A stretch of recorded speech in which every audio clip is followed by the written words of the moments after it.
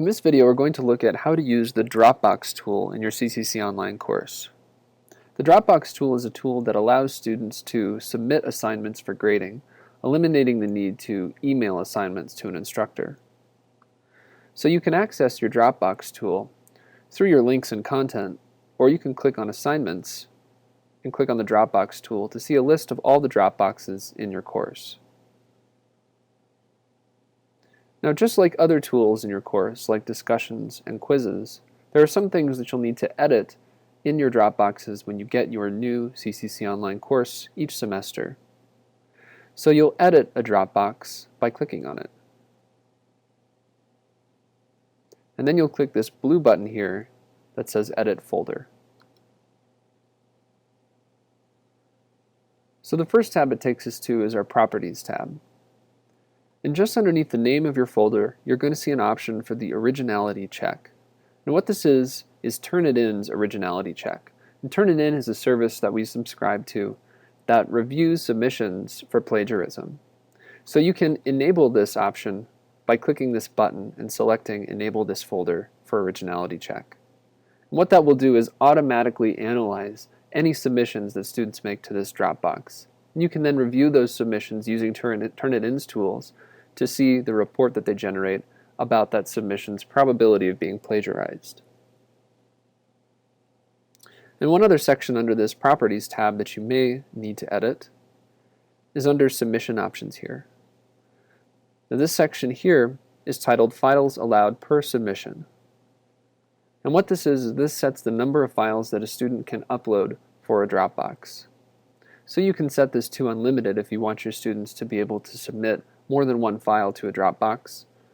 If you want them to be able to do revisions, this is a good option to check. Or if you just want one file per submission, you can check that option. So once you've made your changes, you'll just click the Save button here. The next tab over is the Restrictions tab. This is the tab where you can set the availability for your Dropbox. Now, just like the other tools, discussions and quizzes, for example, you can set your dates for the availability for the Dropboxes. So for example, when you receive your CCCOnline course, you'll want to set your due dates for your Dropboxes to match the dates in your course schedule. And you'll want to make sure that this matches the updated dates for the upcoming term. So you can set the due date here to match what the due date is in your course schedule. So to set a due date, you'll check the box, you'll click on the calendar icon, and you'll choose the due date for the assignment. Then you can set the time, and we usually set this to 11:59 p.m., so it's the very end of the day. You can also set special access here. Now, as we've explored in some other videos, special access allows you to give specific students access to a tool or an assignment for an extended period of time past the due date. So to give special access to a Dropbox, you'll make sure that you've checked the option to allow users with special access to submit files outside of the normal availability dates. And then you'll click on Add Users to Special Access. Here you can give an extended due date for the assignment, a few days later perhaps. Then you can check the student that you want to give that special access to. We'll give that to Jenny in this example, and we'll click Save. So now if we scroll down, we can see that Jenny has an extended due date for this assignment. And then we'll click Save here.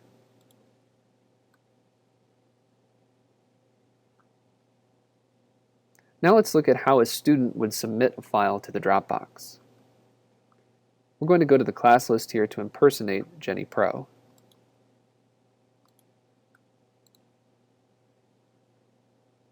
So now I'm looking at the course from the student view. So to submit a file to a Dropbox, a student would go to the Assignments and Dropbox, or they could go through the Content tool and find the Dropbox there. They would click on the Dropbox where they want to make a submission, scroll down, and here they can see there's a rubric attached to this specific Dropbox. They'll click on Add a File. Now they can either drag and drop a file straight from their desktop, or they can click Upload and find the file that they want to upload. So as an example, we'll submit this Word document. and then they'll click Add. Now the student can put in any comments that they want here, and they'll click Submit. Then they'll see a message that the file submission was successful.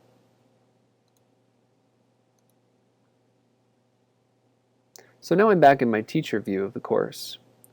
So in order to view the submission that Jenny has made to the Dropbox, I'll click on Assignments, go to my Dropbox, and I'll click on that Dropbox title.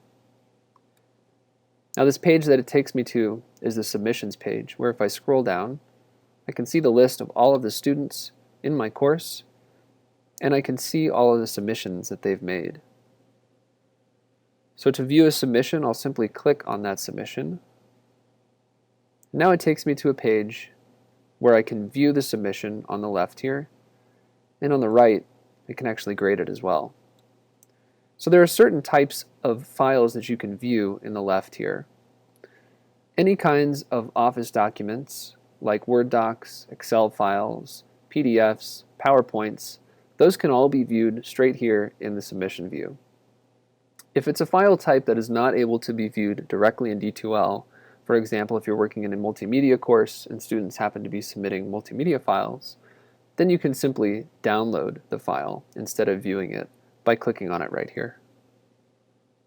We'll explore grading in more detail in another video, but you can grade the assignment from this submission view as well. So finally, we'll look at how to view a Turnitin report. If we click on Back to Folder Submissions here, this will take us back to the submission view where we can view any other student's submissions if we want to. And this is also where we can view our Originality Reports. Now initially when you submit this file, you'll see a status that says In Progress under the Report column. And that means that Turnitin is still generating its report. When it's finished, you'll see a colored box appear here. And you'll be able to click on that colored box to view your Turnitin report. So to learn more about Turnitin's features, we recommend that you visit Turnitin's website. They have a really great series of tutorial videos that teach you exactly how to use the Originality Check Originality Reports. So that concludes our video on how you use the Dropbox tool in your D2L courses.